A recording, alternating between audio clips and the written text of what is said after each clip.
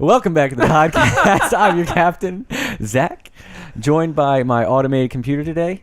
Sadly, Brendan couldn't make an appearance. Hey. Oh, shit, you're here. We're doing a short little special. We wanted a little more content out there, mostly because we don't feel like recording in the middle of the week and putting an extra episode out. This is our second Unhinged Stories, where we just tell the craziest stories that we can find.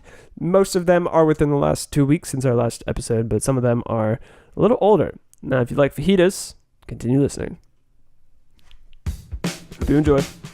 There's multiple shapes and sizes. Just decide that a real fat guy is just a bear and it's hitting an animal. No, it's not gonna hit a bear. Well, yeah, I know that. It will determine the Launch speed?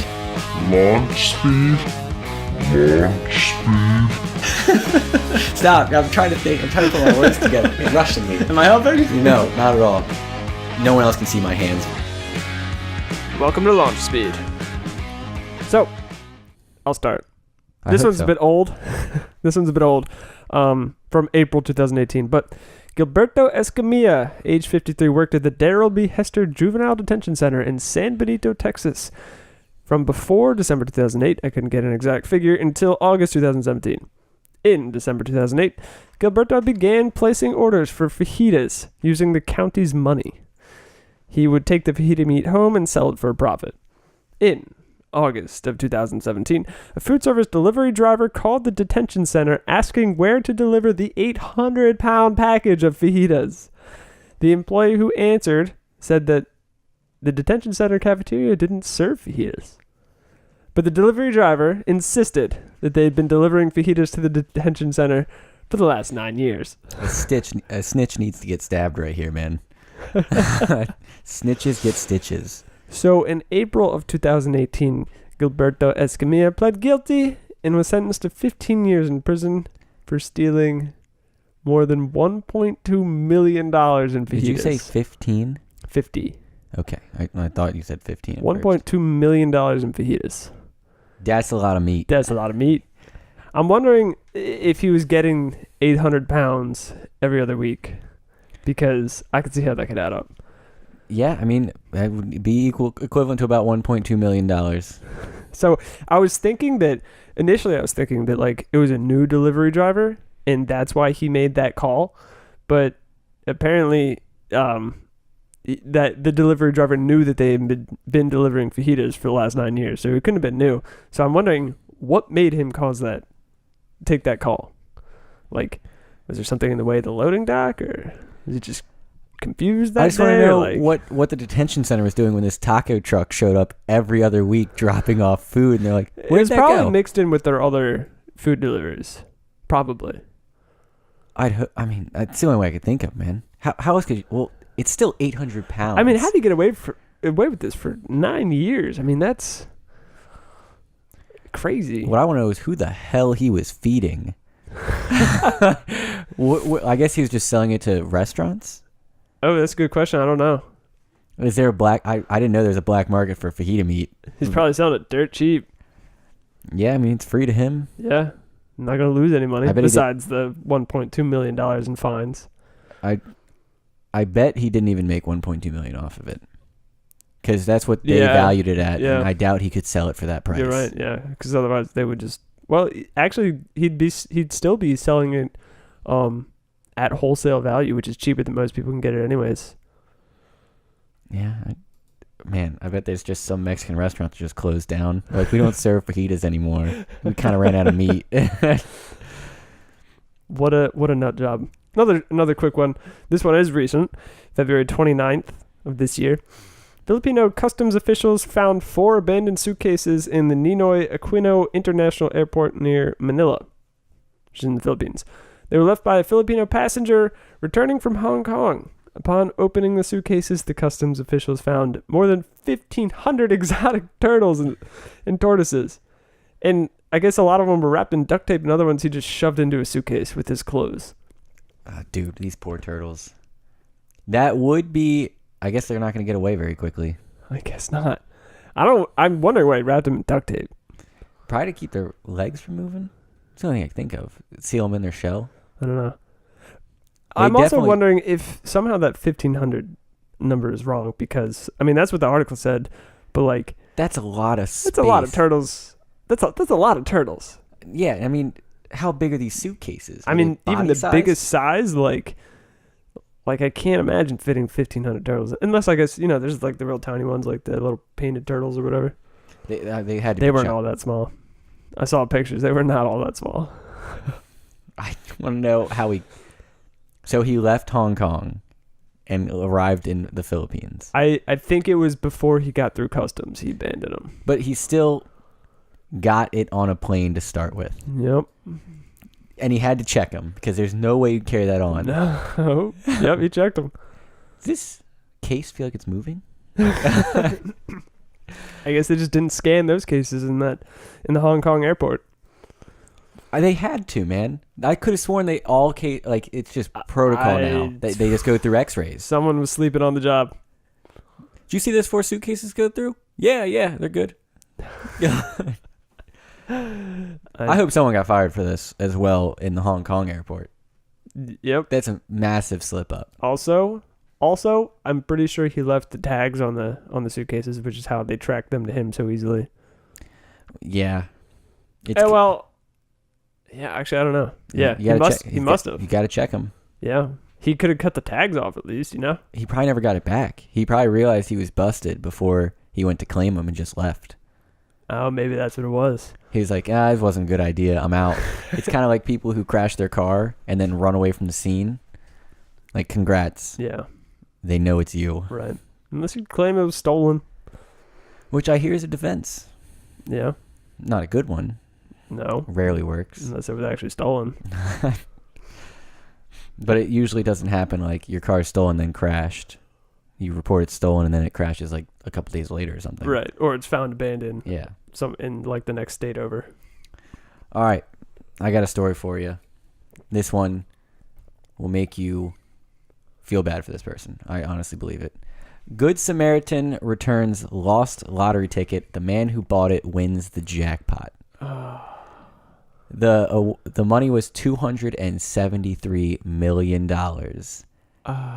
And he returned the ticket to the store for the guy who bought the ticket. Oh, no.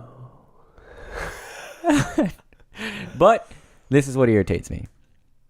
The guy hasn't held a job in years, and he spends $20 a week, every week, buying lottery tickets. For years, he's been doing this without a job. And then he said his life has changed, and he was offered a job, but he refused to take it because he's going to open a business with his family now, which I'm sure will success. Yeah. I don't think this guy's qualified to run a business. No, not even a little bit. How does he afford to buy lottery tickets every week if he doesn't have a job? I would assume food stamps, because I know they're just credit cards now. They're not literal stamps of paper. You shouldn't be allowed to buy lottery tickets with food stamps. Our computer's saying that's an incorrect fact. It is? So how is he affording it, computer? This is the worst computer ever. Odd jobs. But I just thought, I'd be kicking myself in the teeth so hard if I turned in a ticket that was worth $273 million. And he said he wants to reward the individual who found it. So I wonder how many people came forward. Yeah. All of them. Millions. It was the state of New Jersey, so probably the whole population. The whole state. I mean, it's only a 2-hour drive to anywhere in New Jersey. So everyone drove to that gas station that it was bought at and said, I totally did this. I wonder what he's going to give him. Like, he seems like the kind of guy who'd tip $20 Yeah, I know. on a $273 million check. Dude, I would kick myself so hard. He said he's always wanted the money to just say he wants to go on vacation, and now he can. But if he had a job, he could have been saving money to go on vacation. Yeah, I mean, I have a job now, and I can go on vacation whenever I want. Yeah. I mean, just besides taking time off work, but it doesn't. Right. I can afford it. Gosh. Man, I wonder if the guy who returned the ticket is one of those people that's so good-natured that he still feels like he did the right thing. I bet he does. Because, I mean, He can't. it was the right thing. But he can't admit it. The thing is, you can't admit it, and people believe you. If he has a wife... Dude, his wife is probably heated. So, In March, in the beginning of March, MIT Technology Review posted an article titled "The Hipster Effect: Why Anti-Conformists Always End Up Looking the Same." So it was about something that they call the hipster effect. Basically how hipsters and all nonconformists end up conforming to the same counterculture, so they end up looking the same. Not that exciting, but they used a stock photo of a guy with the beard and like a beanie, and they did some like edits and they made it a couple different colors. If our computer could pull that picture up just so to illustrate the point. So it wasn't like exactly the clearest thing, but yep, that's it. You could pretty easily tell. You could identify someone from the photo, right? Yeah. Yeah, if Easily. if you knew the guy, right?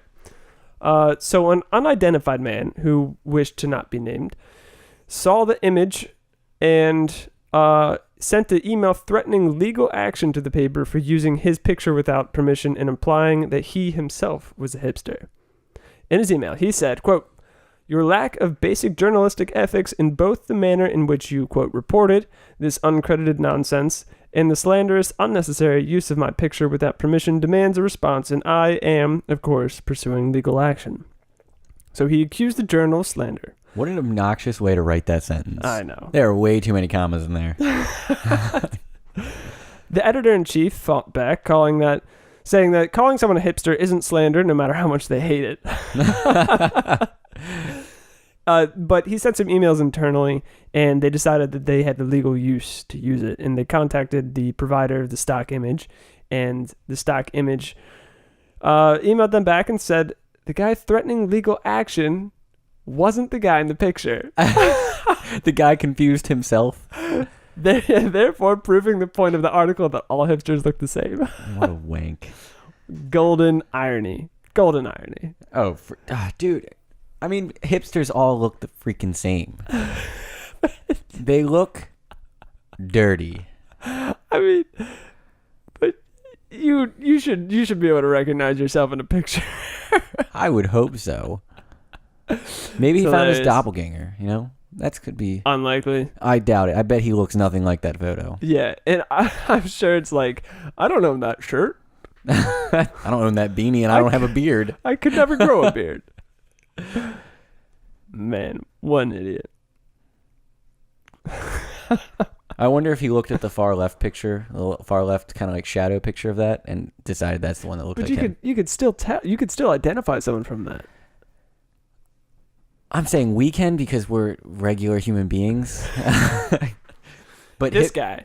But hipsters, you know, they're nonconformists. They don't see everything like the rest of us. Oh my God. Apparently, they're also blind. This guy's a special kind of stupid. He is definitely a special kind of stupid. So also in March, Lincoln, the goat, has been elected and sworn in as the mayor of a small town called Fairhaven in Vermont. Did he run opposed? Yes. How would you like to be the guy who lost? So actually, the town doesn't have a mayor that's a person. So yeah, most of the other candidates were dogs and cats, and he went against 16 others. You had to pay, I think, $5 to vote, and he only got 13 votes. So it was more of a fundraiser thing. God, whew. I'd be real salty if I was some That's so dude on bad. the end of my political career and I got beat out by a goat. Yeah. It's not the first time that a town has done this, but I thought it was noteworthy. So do they like eat the losers? Considering they're dogs and cats and this isn't Korea, I'd say probably not. They were probably hoping the goat lost. Yummy, yummy. That's a cute looking goat. Is it? Goats and their weird, like, slanty rectangle eyes are weird. Well, you got that in the first sentence. Okay, fair enough. I don't know. Their rectangle eyes creep me out. Why are you animalist, man? Oh my God. All right. Gosh. Get out of here. And in, I guess, the nature world, even though a goat winning a mayor race has nothing to do with nature, Survival of the world's cutest. largest bee is spotted for the first time in decades. This was February 21st, 2019. The bee is over 1.5 inches long in its body. Wow. and it has massive mandibles. Is that to scale compared to other bees? I think that's a honeybee versus that bee. Holy, that's like the size of a cicada. Yeah. And I want to know how in the hell you lose sight of one of these things for years. It's the same way they haven't seen Bigfoot. It is on a remote Indonesian island, so That's how.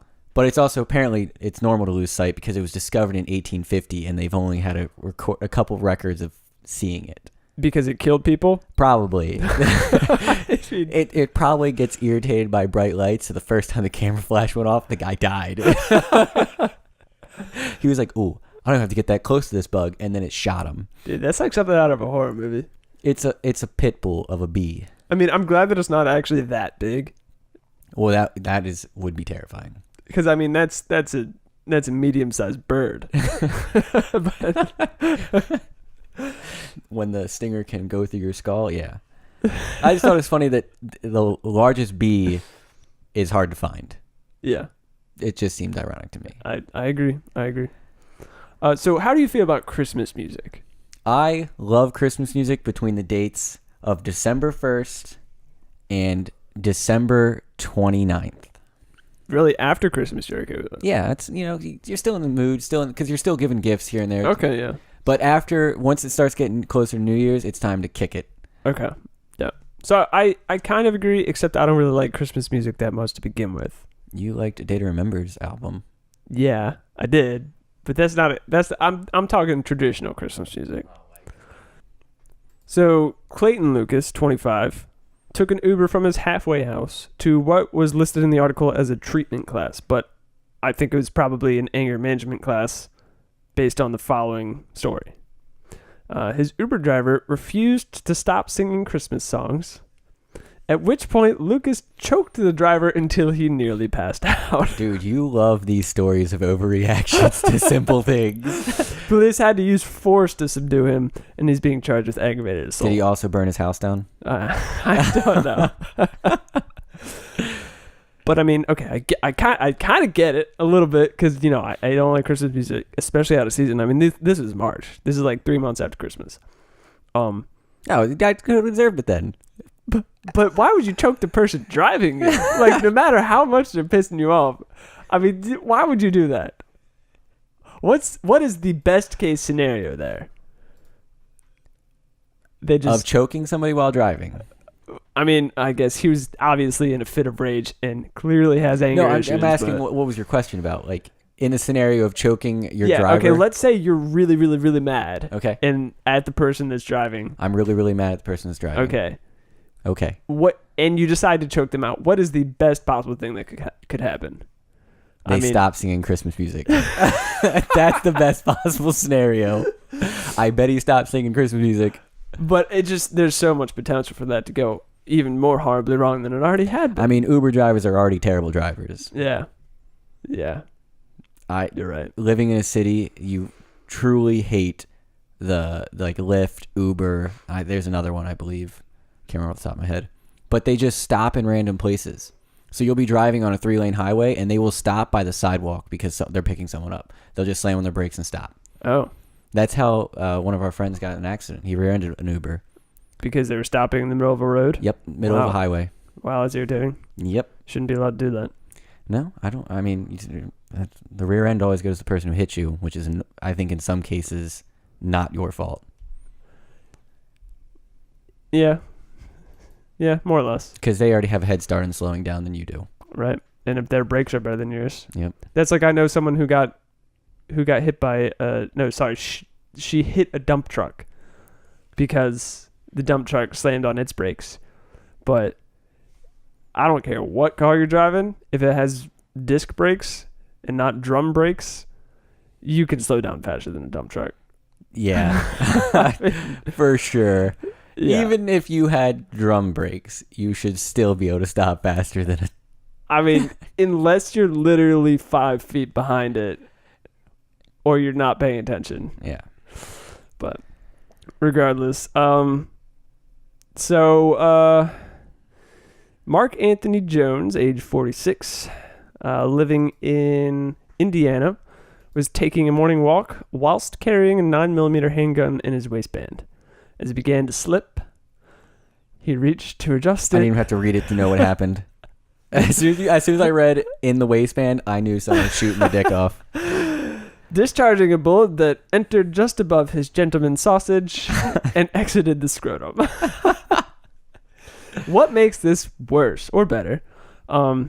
He's unlicensed to carry a handgun in the state of Indiana and may face criminal charges for his self-inflicted vasectomy. Dude, that's like getting shot by your dog. Except worse. Well, I mean, was he on? I guess was he in public property or somewhere? Yeah, he had to have been off of his own property. Okay, I was gonna say because I'm pretty sure you can carry on your own property regardless of whatever happens. Right. What an idiot. Oh, so here's what happened. I'm just reading the medical report. They had to come to the hospital because hospitals are required to report to the police all gunshot wounds. Mm-hmm. And they're looking at it and they're like, this guy definitely got shot in the dick. And then he got arrested for it. But how do you go about telling that story? So this guy came up to me and he said, give me all your money or I'm going to shoot you in the dick. You don't shoot a guy in the dick, Butters. You just don't do it. I can't stay behind you if that's how you're going to run this. That's a reference from South Park. Computer. Should he be allowed to carry ever again? I'd say he paid a pretty high price. I don't really care. If I don't know. I've always wondered if people shoot themselves when they carry the handgun willy-nilly in their waistband. Turns out yes. It probably happens a lot more than this, but usually the people carrying the handgun in the front of their waistband aren't the people who would go to the hospital for this kind of thing. Yeah, because they can't. Right. And also, for the average human being that doesn't ever have a handgun around them, you never reach for a gun and put your finger on the trigger. Yep. Ever. You just if you need to reach for it real quick, just go like this, with the lobster claws. Yeah. Just don't put your fingers out or anything like that. He probably thought, oh, I'm just going to click the safety real quick. And then he probably his ears started ringing and he had no idea what happened after that. Well, I bet he passed out immediately. He made something safer. Yeah. I mean, he's 46. It's probably time to start using preventive measures. Snip, snap, snip, snap. Do you know how many times? Oh, man. Oh, sorry. I got another one. One more Good Samaritan. So, Girl Scout cookie, Good Samaritan accused of federal drug crimes. As I always say, no good deed goes unpunished. So, the gentleman is walking out of the grocery store and, the Girl Scouts are all sitting out there selling cookies and he buys, I think, 2 boxes. Mm-hmm. And then it's apparently freezing cold. So he gets to his car and then he comes back and he says, you know what, I'll buy all of it and you guys can get out of the cold. So he bought every single one of their box, $570. Well, that's a lot of cookies. It is a lot of cookies. And they posted the story on social media saying how great this guy is. And then the DEA caught wind of this guy's name and he's wanted for drug manufacturing and distribution.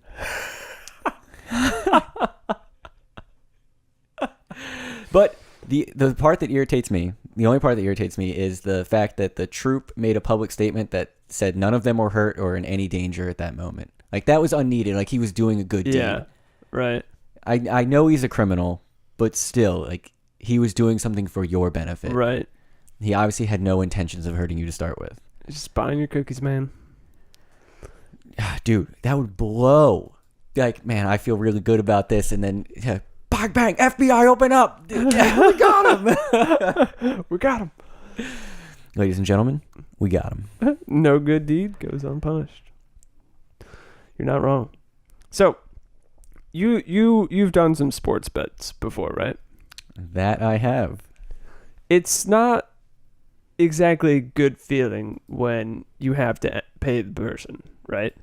When you're betting against a person and you're like, okay, fine, here's your money. It's never fun to hand over money, but we always try to do it in increments that don't make us that upset. Right. But like, how far? I mean, I guess you wouldn't really ever try and get out of it though, would you?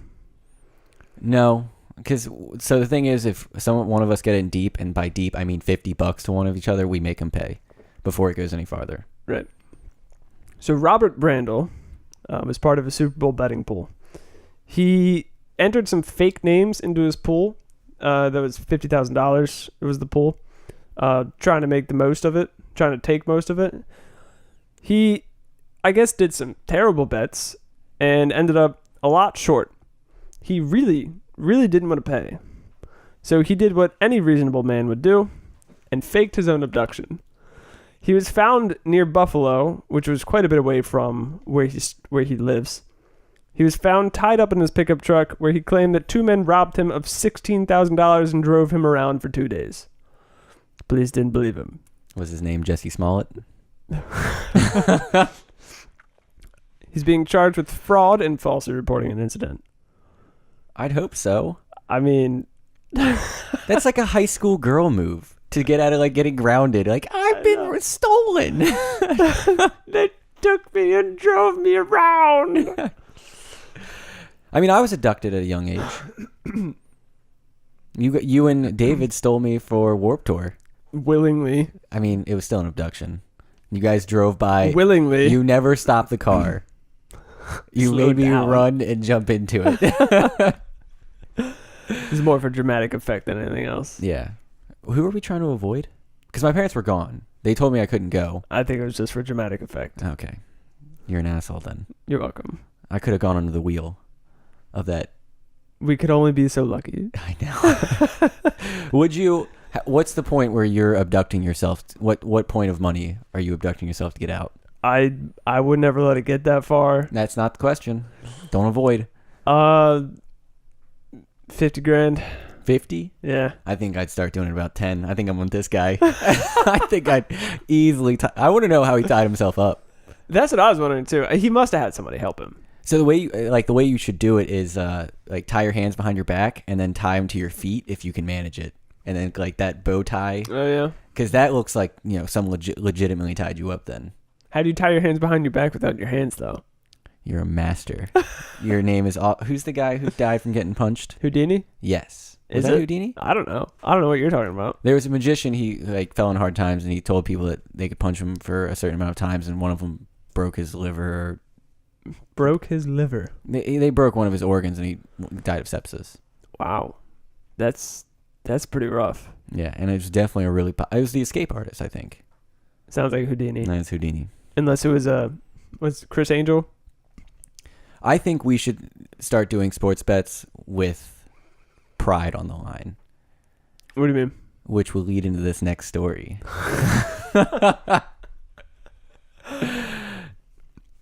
We all love peanut butter, right? Yes. And we love it when it gets licked off of us, right? I don't know about that one.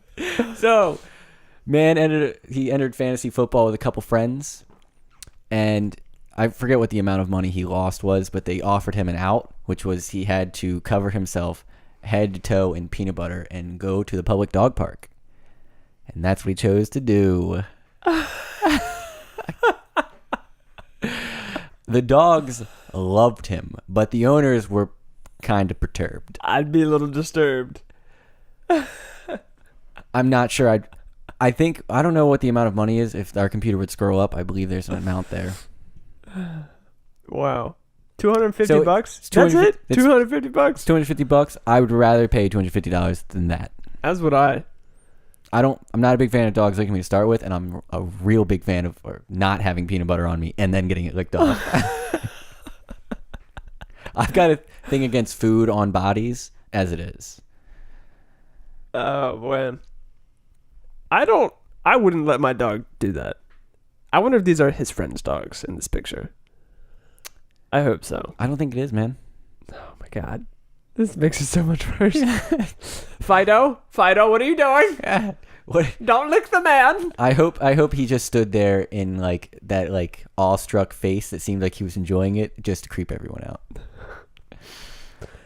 What would our bet be? Like, if you could think of one, what would it be? What do you mean? If like a sport bet that you lost, and instead of paying cash, you could do something to get out of it. What would your first choice be? My first thought, I don't know if this is what I want, but putting your hand on the dartboard.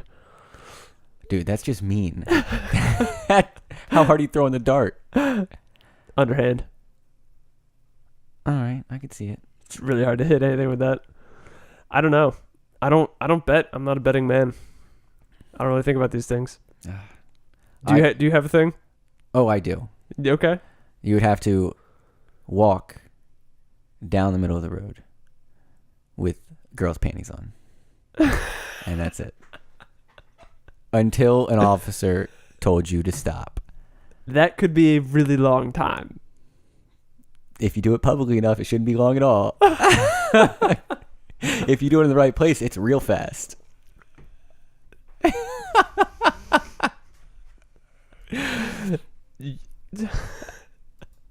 I'm hoping one of my coworkers goes in deep this March Madness because he's put a lot of money on the line against me.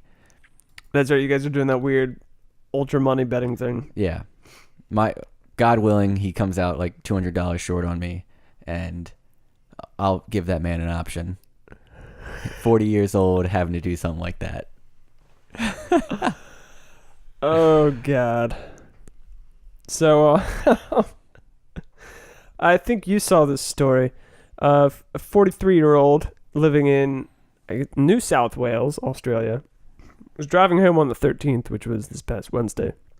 When he got out of his car, he noticed somebody standing there armed with bow and arrow. He was going to take a picture of the guy, so he held up his phone, and the guy shot the arrow, and the arrow went through his phone. And there's a picture of it there. Went through his phone, and he said it still hit him on the chin, but like grazed his chin because it's a lot of force coming through you. But definitely saved his life. So I'm pretty sure if we read that article, it tells you what he's charged with at the end. I think it's destruction of property and assault. Yep. Assault and damage offenses. Yeah, so what I want to know is why is it that little? That is attempted murder. Yeah. He shot an arrow at a guy pretty much in his face. It's 100% attempted murder. I don't get why they didn't charge him with that. I mean, if his phone hadn't been there, it would have been in him. It would, yeah. And it was obviously premeditated because it's not like it was probably not a what's it called, active passion or whatever. Yeah. Because he was just standing there waiting for him to get home. They know each other. I don't think they're friends anymore. I bet they're not friends. I gotta say, I wouldn't be. But dude, phones are good then. Maybe they're not so bad. Let's just say that. They can save your life. This was on the 13th, man. Not Friday the 13th, but close. Yeah. It does say. Isn't that supposed to be unlucky though? Yeah, that's what I'm saying. It's unlucky to get an arrow. I don't care if you didn't get killed by the arrow. It's unlucky to get a shot at you regardless. Right. Yeah. I really want to know more about the situation, like what caused that guy to try and shoot an arrow at this other guy, and then not shoot a second arrow. I mean, maybe he slipped. He accidentally drew it and then slipped. Whoops! I didn't mean to shoot it. Yeah, I'm not gonna buy that. Or he says they're target arrow, like the blunt tipped arrows. They're the field points. So it's not as deadly. Well, yeah, I guess not. I don't care the defense. That's a skewer. That's a kebab going 100 miles an hour at you. Yeah. I don't know what arrows fly at. You did archery for a little while, didn't you? Yeah, like 120 feet per second, I think. So 240 miles an hour. Oh, wait, maybe it's 300. I don't know. We could look it up. Our computer could look it up. I could. I am impressed that the phone actually stopped the arrow because I wouldn't have bet that would happen. It's a strong. 225 feet per second. Yeah, so 300 feet per second. Oh yeah, compound bow is 300 feet per second, 200 miles an hour. Dude, that's booking. Mm-hmm. That's why I thought it would go through the phone. I mean, it's only like looks like an inch and a half or so sticking out the other side. Maybe. And that's, well, I guess it's not. If it had been a direct center hit, it would have probably gone further through. But it's towards the edge, so there's a little bit more rigidity there. And also, like when it hit the phone, the guy still probably did this or whatever as it hit. Yeah, so he absorbed some of the momentum through his arm, but I don't know, man. I'd be so pissed. Yeah, I think I'd have shot the arrow back. With what? Grabbed my bow and then shot it. All right, I got one more. Do you have any more? No, I've got no more. You've got no more. Okay, last one. This one's also a bit old. But Nikki Walsh and her boyfriend. Well, let me preface it with this. You're technically a millennial. A millennial is supposedly, well, we both are, defined as someone who's hit adulthood in later than 2000. So it's actually a lot of people. Do you identify as a millennial? No. Okay. Sorry. Good. Me neither. But Nikki Walsh and her boyfriend, Tanner Broadwell, decided in 2017 to quit their jobs and to sail around the world with their dog. They sold all their possessions and bought the car. Sold all their possessions and their car and bought a 50-year-old boat for $10,000 and made $10,000 in repairs. When they were deciding to do this, one of them said, "How can we live our lives when we're working most of the day and you have to pay so much just to live?" Very, very millennial of them, I guess. So they made a couple mistakes here. First, they didn't buy insurance for the boat. So the boat was uninsured. Second, they didn't fucking learn how to sail. Oh, they bought a sailboat. They bought a sailboat. They didn't know how to sail. Man, they're giving millennials a real bad name. I know. On the first day after leaving Tarpon Springs and heading to Key West in Florida, they ran aground and capsized the boat. They were uninjured and they got their dog out and all that good as long stuff. as the dog's okay. I think they hit a sandbar. Oh, because they didn't know how to sail. Because they didn't know how to sail. And clearly they had no understanding of real-world consequences because they didn't know how to sail and they didn't buy insurance.